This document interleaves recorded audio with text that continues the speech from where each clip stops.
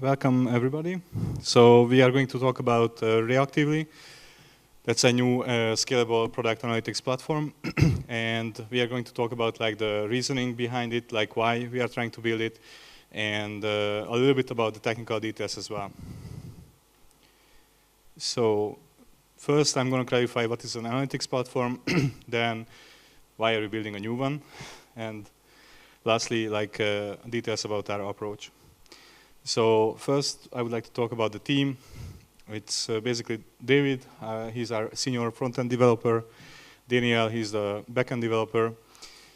Attila, he's the lead developer. He's somewhere here in the audience. And myself, I'm doing mostly the architecture and the product management. And Adam, he's our CEO, but he also does data science and business development. So our company, we got founded in 2015 in the United States, and we are doing mostly consulting with mostly in startups in San Francisco and California, but also we have like some Hungarian clients as well. And Reactively is our first product idea, so we're going to try out like how it is to build a product. So first, what is an analytical platform? That's like a good question.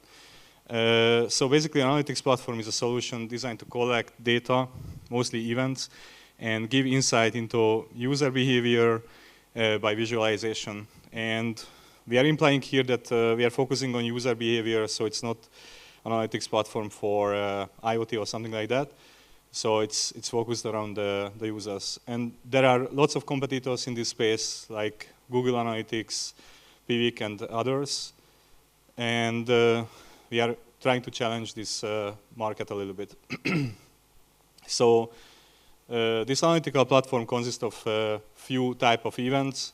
And it can be like a simple page view, for example, or user interaction with your application or a website. It's called clickstream in the literature. And usually it has a data collection part. That's the part that collecting the data from users. And it has some UI for the data visualization. Some products in this space are more suited for web analytics. I am pretty sure that you are familiar with Google Analytics, for example. And some others are better with the product or feature analytics, like Hotjar, for example. Okay, so use cases can vary from company to company, but usually it's used by marketing people, sales, or product developers.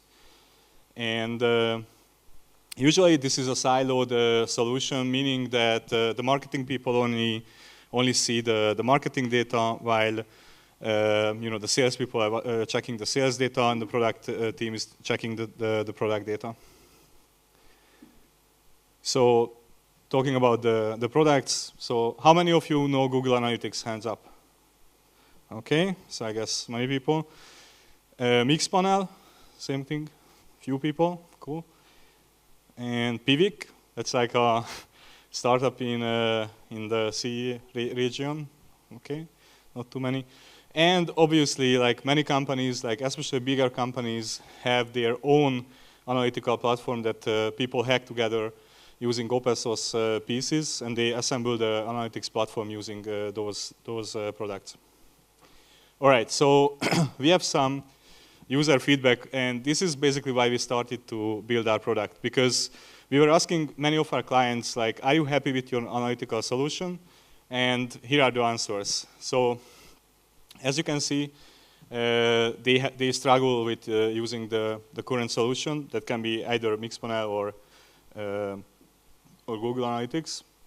But as you can see, that they are not happy with that. So for example, this one, he set up one of these products and literally never looked at it, don't know how to use it, and what to monitor. So these are the big challenges using an analytical platform, like, because you have to understand your own product or your own company, and if you have this, then you probably won't understand it at all. And this is another one. So they also set up any of these technologies. I won't be any specific. And basically, their struggle is that they have to spend time on configuring it, figuring out like how to use it the best. And usually, they end up buying some or getting a consultant to do these sort of things for the company. So here is an example of one of our clients. So on the x-axis, there are the features. Like these are the top, I think, 10 features of their application. So what do you think? Like how it's going to look like? The y-axis is how many times user use the feature. So this was a question that came up in the company. The company was not able to answer this question, so we had to go through all of the logs and figure out retroactively. And this is the surprising results. So meaning that the top 5 features are used in the application, and everything else is just barely ever used.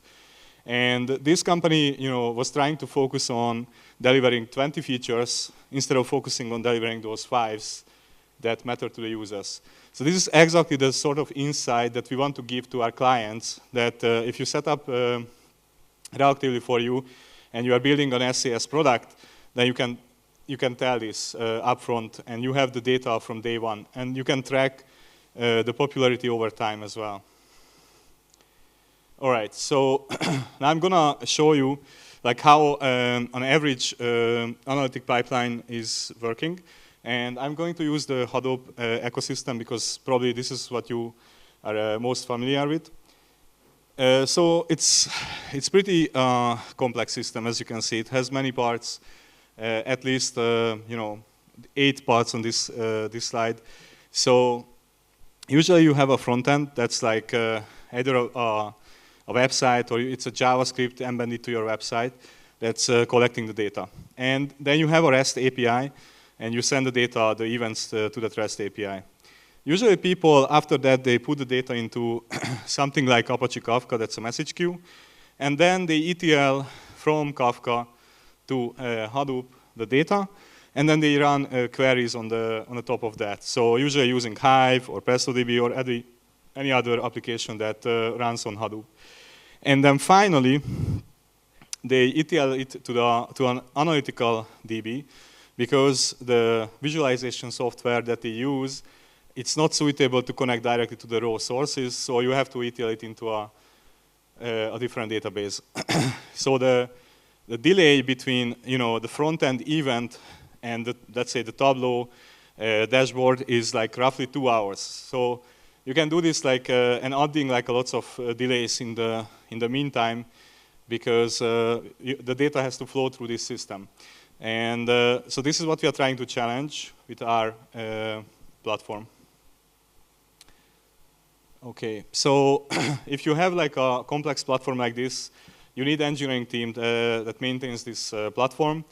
And usually the ETL part that adds the latency, and it adds like minutes or hours to your events. That's really not ideal. And the reliability and the scalability is a burden on the company, because if you have a complex system like this, the reliability and availability is a question. And what's the return of investment? You have to put in lots of at least money or time to buy and install these services, and then at the end, like the ROI is a little bit questionable, as you have seen in the previous slides when the users were complaining about this. So the motivation for us, we want to enable better decisions. That's like if you are an SaaS company developing your product, we want to give you the insight that can help you to drive the development efforts of your product. That's like really important. So this is our number one motivation. And it's obvious that our clients are struggling with the current solutions. So we want to give like a little bit better user experience. So we are focusing on the UX, and almost every product that we know, like Google Analytics or Mixpanel, has some missing features that it's really hard to do your end. So this is one motivation that we have. And many of these products are super convoluted, so meaning that it's not easy to, it's not intuitive to use them. So you need training, and Google offers training, you know, obviously, and but you need to do that. So I mean, this is not ideal. Like, why do I need to, you know, have like a training if I want to use a product like that? And we know how to build analytical pipelines because we have been building many of those earlier in California. I personally built some for startups in California, and I learned a lot during this time. So I want to, you know, incorporate my experience into building the new one. So let's see how we are building this this product. So UX is our primary focus. If we give a product to somebody, I don't want them to come back and ask, how should I use this? It should be obvious, like they just log in, and everything should be obvious and self-explanatory. So this is why UX is our primary focus, and we're going to make sure that from the UX perspective we are good. We want to also give better scaling in terms of dollars, so it's like how much money you need to spend on your big data solution, and we want to give better scaling in that. And we also want to remove the silos, so we want to enable marketing team talking to the product team and vice versa. So you know, information doesn't get lost in this pipeline, and it gets through, and people can see the other dashboards as well. So we're going to keep the permissions, obviously, like not everybody is allowed to see the financial performance of the company, but a marketing professional probably would be okay to see the product features, the chart that I was showing earlier, like what is the most used feature, and probably organize the campaigns around that. And vice versa, like the product team should be aware if the marketing team is doing a campaign, and they should check how the users use the product, you know, let's say coming from Facebook or coming from LinkedIn. Those are two different use cases, and they should understand like what are the implications or what sort of users you are getting through these campaigns. And we are focusing on the visualization aspect that's easy to understand. So if you log in, you don't need a degree in our product before you are able to use that. And our target SLA is 2 minutes, meaning that the event happens on the UI, you know, somebody presses a button, and in 2 minutes later, you have the data in on the dashboard. So that's our target SLA, and we would like to maintain this SLA. It's really challenging, and not many companies do that, but we are aiming for that because we believe that we can do this. All right. So let's talk a little bit about our architecture. So this is the high-level overview. So you have on the left-hand side, you have the data sources. It can be a JavaScript, it can be your server or another service, or pretty much any data source that you can think of. And we have a data collection piece. That's what we wrote together with Attila. And that data collection piece immediately puts the data in the best shape, how you're going to query it later. So basically, it compresses and uploads the data to the storage. And from the storage, you have the query engine. It just queries the data what's on the storage, and you use the dashboard to visualize the data that's queried by the query engine. And you have the users on the right-hand side. So this is super simple, super lean workflow. And now I'm going to show you like a little bit technical details. So this is the current architecture. We are talking to clients, so we are iterating on this, but this is likely the winner. So we have the clients as usual, and we wrote JFlow. That's our software that we wrote, and we use Amazon S3 to store the data. So when the event is coming in, we roll it up to 1 minute chunks, and we upload it to S3. And from S3, you can either use EMR or you can use your other big data query engines. We probably gonna use EMR for now because this is what we are the most comfortable with. And then we can access the data. And the data visualization solution, what we use is Superset. How many are you familiar with Superset? Do you know 1, 2, 3? Okay. Superset is the data visualization dashboarding solution from Airbnb. And they open sourced it like, I don't know, like 2 or 3 years ago. So it can give you a nice dashboarding experience and still like has access to big data query engines like the one that we are using. So it's super easy to use. And Superset itself stores some data in a relational database. It can be a Postgres or MySQL or Oracle. So that's the RDS one, that's Amazon RDS that we are using for this. And obviously we have like a load balancer before the dashboarding solution, so we can get more instances of Superset and we can distribute the load that's coming through the proxy.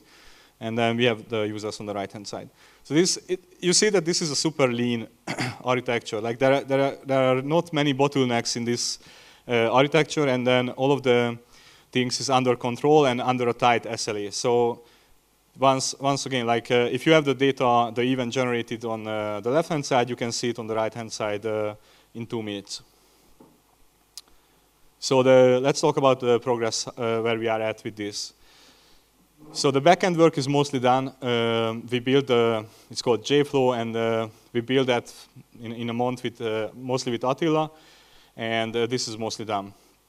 The front-end work is somewhat done, so meaning that we need to still work on a little bit on the JavaScript side. So we are focusing on that at this time. And we are trying to use our own system to build out the system. So we are feeding back the information that we collect during this building, and also like the early users, when they get in, we are monitoring them, like how they behave with our own system, so that we can build reactively, a really efficient way. And this is almost like the Inception, the movie. I'm pretty sure you're familiar with that. All right, so this is all what I got.